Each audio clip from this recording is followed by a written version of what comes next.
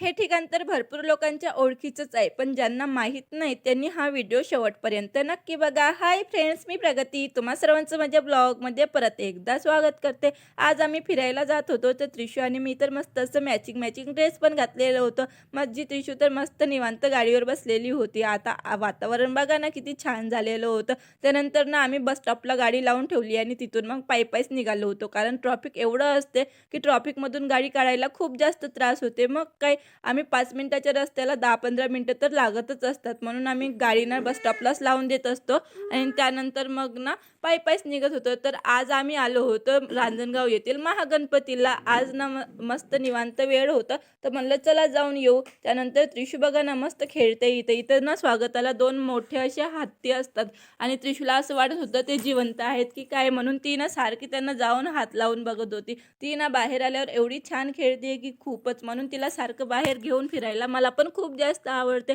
ती चिडचिड करत नाही. चिडचिड जर का केली असती तर मी तर तिला घेऊन आलेच नसते. मग काय आम्ही मंदिरात वगैरे गेलो आणि येताना मस्त अशी एक क्लिप घेतलेली होती. मग बाहेर येताना पण एक क्लिप घेतलेली होती. त्रिशू बघा ना कसं प्रसाद घेऊन, आता कोणती पण गोष्ट घेतली तरी तिच्याच हातात पिशवी द्यावी लागते. कारण तीच आता आमची मॅडम आहे. आम्ही तर काही लहान आहे आणि ती तर आमच्यापेक्षा मोठी आहे. मस्त असे बाहेर येऊन ना आम्ही मस्त 10-15 मिनिटं बसलेलो होतो. त्रिशू तर काय मस्त तिचं तिचं एन्जॉय करत होती. तिला तर असं वाटत होतं की मी आता या हत्तीवरच बसावं, पण काय ती घाबरत पण होती. त्यानंतर घरी वगैरे आलो आणि मस्त असं निवांत वेळ गेला. आज होतं संडे, तर मग संडे म्हणलं तर निवांतच असते.